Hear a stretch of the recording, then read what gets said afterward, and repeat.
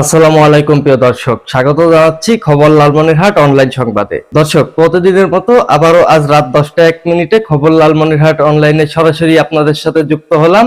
আমি আনিসুল ইসলাম রাজীব। প্রিয় দর্শক, চলুন দেখে আসা যাক খবর লালমনিরহাট অনলাইন অনুসন্ধানী নিউজ টিমের সংগৃহীত আজকের লালমনিরহাট জেলার সর্বশেষ প্রধান আপডেট সংবাদটি। তিস্তার পানির ঢলে ধসে গিয়েছে দহগ্রাম অঙ্গরপোতা সড়ক। হ্যাঁ সুপ্রিয় দর্শক, ঠিকই শুনেছেন।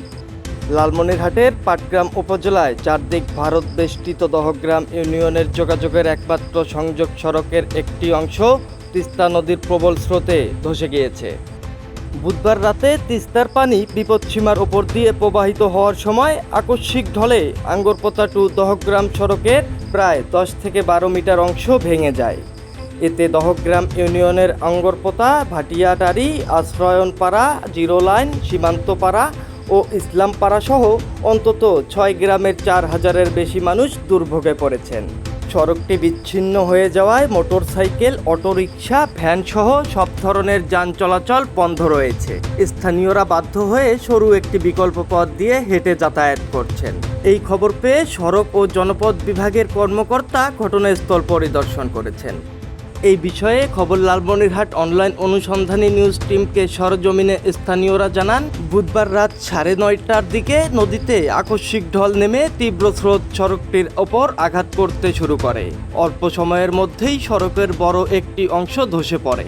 বর্তমানে ভাঙা অংশ দিয়ে নদীর পানি লোকালয়ে প্রবেশ করছে। ধসে যাওয়া সড়কটি দিয়েই দহগ্রাম ইউনিয়নের বাসিন্দারা ইউনিয়ন পরিষদ, উপজেলা সদর, জেলা শহর, শিক্ষা প্রতিষ্ঠান, হাসপাতাল ও স্থানীয় বাজারে যাতায়াত করেন। এই বিষয়ে স্থানীয়রা দাবি করেন, প্রতি বর্ষা মৌসুমেই তিস্তার প্রবল স্রোত ও নদী ভাঙনের কারণে দহগ্রাম ইউনিয়নের বিভিন্ন সড়ক ঝুঁকির মুখে পড়ে। স্থায়ী নদী শাসন ও সড়ক সুরক্ষার কার্যকর ব্যবস্থা না নেওয়ায় একই ধরনের ক্ষয়ক্ষতি বারবার ঘটছে। দ্রুত টেকসই প্রতিরক্ষা ব্যবস্থা গ্রহণ না করলে ভবিষ্যতে আরও বড় ধরনের অবকাঠামোগত ক্ষতির আশঙ্কা রয়েছে বলে তারা মনে করছেন। দ্য ডেইলি স্টারের তথ্য মতে এই বিষয়ে দহগ্রাম ইউনিয়ন পরিষদের সদস্য সাইফুল ইসলাম বলেন, সড়ক ও জনপথ বিভাগের কর্মকর্তারা ইতিমধ্যেই ঘটনাস্থল পরিদর্শন করেছেন। চলাচল স্বাভাবিক রাখতে ভাঙা অংশে অস্থায়ীভাবে বাঁশের সাঁকো নির্মাণের উদ্যোগ নেওয়া হচ্ছে। এই বিষয়ে জানতে চাইলে লালমনিরহাট সড়ক ও জনপথ বিভাগের বিভাগীয় প্রকৌশলী মোজাম্মেল হক সাংবাদিকদের বলেন, সড়কের ভেঙে যাওয়া অংশ দিয়ে এখনও পানি প্রবাহিত হচ্ছে।